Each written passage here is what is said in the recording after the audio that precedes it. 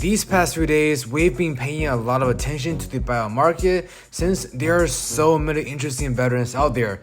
Today, the Kevin Love drama finally has a definitive ending because according to NBA insider Adrian Wojnarowski, quote, after clearing waivers, Kevin Love plans to sign with the Miami Heat. His agent Jeff Schwartz of Excel Basketball told ESPN. Later on, Woj also mentioned in his report that, quote, Love's expectation is that he can play a sizable role in the Heat's frontcourt rotation as they push into the Eastern Conference playoffs.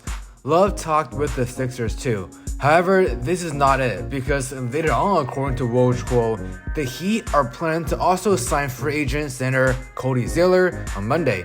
In my honest opinion, these two acquisitions just made Miami Heat one of the scariest teams in the East. In today's video, we'll be talking about how these two signings by the Heat just made them the biggest dark horse in the Eastern Conference. So with that being said, let's roll the intro. Hi. I'm on my match in the dark. I'm on my match in the dark. I'm on my match in the dark. I'm on my match in the dark. I'm on my match. Yo, what's up guys, Jason's here back with another video. If it's your first time watching, I make NBA content every single day. If you want the latest NBA news and rumors on your feed, all you gotta do is to leave a like and subscribe so that you won't miss any of my future content. As mentioned before, I believe these two signings just made the Heat the biggest dark horse in the East, and here's why.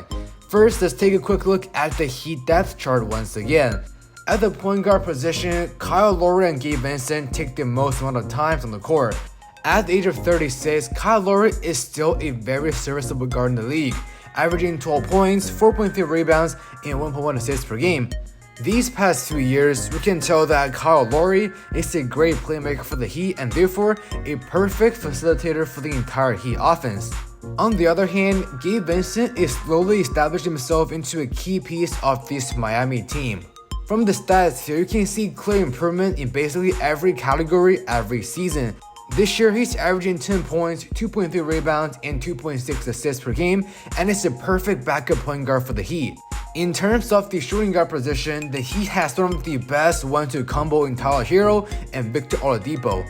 Right off the bat, Tyler Hero this year is averaging 20.6 points, 5.7 rebounds, and 4.4 assists per game, while shooting nearly 37% behind the arc.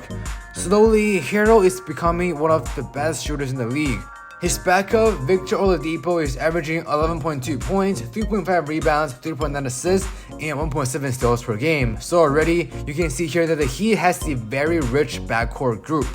Moving on to the four positions here, I think the number one option, no doubt for the Heat, is easily Jimmy Butler. This year, Butler is averaging 21.7 points, 6 rebounds, 5.1 assists, and 2 steals per game. Behind him, we got Caleb Martin, another solid backup, averaging 10.1 points, 5.2 rebounds, 1.6 assists, and 1 steal per game, while shooting 36% behind the arc. Moving on to the other forward spot, we first have Duncan Robinson, who isn't getting much playing time this year on the court, but still averages about 7 points, 2 rebounds, and 1.2 assists per game.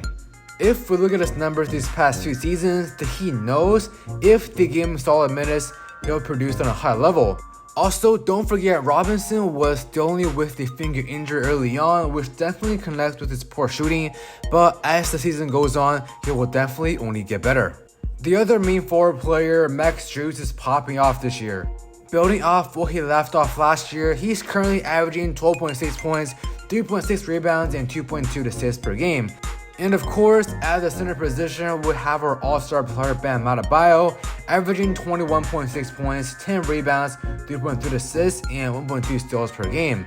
Now, if we look at this entire roster, starters can all average basically 20 plus per game, and each premier bench player can average about 10 points. But now, thinking about this team adding more depth at their center and power forward position, with Kevin Love, a stretch forward and center, and Cody Zeller, a rough traditional big man. Kevin Love, first of all, can easily fit into the Heat system in my opinion. As a stretch big 4 or 5, Kevin Love can provide some immediate firepower from behind the arc, which the Heat desperately needs. Kevin Love is a career 37% 3-point shooter, and the Heat never had a big man in that caliber. No matter if it's starting at the power forward position or center position or as the first option behind the starter, the Heat got a huge steal right there by signing Kevin Love. Now, some might wonder, why wouldn't Kevin Love join a team with a better chance to contend like the Clippers or the Celtics? Well, here is why. Kevin Love already won a championship, so I believe his primary focus is no longer ring chasing like some other veterans. However, as mentioned by Kevin Love before a few times, he wants a defined role and playing time. Right there, the Heat is the perfect fit for that. For Miami, not only do they need help at their front court positions, but they also need all the support in the world to generate more shooting behind the arc, and Kevin Love is here to do that. Lastly, I want to spend some time talking about this other part of the Heat is signing here, which is Cody Zeller, formerly of the Charlotte Hornets and Portland Trail Blazers. Last year, he played about 27 games for the Blazers, averaging 5.2 points and 4.6 rebounds per game, but ended up having a season-ending injury. However, with him now being healthy, he can be a perfect backup Bam Adebayo, as both players have a similar type of play style. Of course, the Heat doesn't need him to play 20 or 30 minutes per game. Rather, all they need him to do is to set solid screen, grab rebounds, and block shots. Thinking about the fact that the Heat has a bunch of physical freaks such as Giannis and Embiid, the Heat needs more help at the center position, and signing Cody Zeller makes a perfect sense here. In my opinion, the signing here for Cody Zeller adds another layer of security blanket at the center position at a very low cost. If we look at the bigger picture here, the Miami Heat addressed their biggest needs on the team with two veterans who has lots of gas left in their tank on a very minimal contract. I believe with these two signings here, the Heat has what it takes to compete with any team in the Eastern Conference. Alright guys, that's all we got for today's video. Let me know your thoughts if you agree with my take or not. If you enjoyed the content, don't forget to leave a like, subscribe, and follow me on social media with all the links in the description box down below. Once again, thank you guys so much for watching this video, and I will see you guys in the next episode. Peace.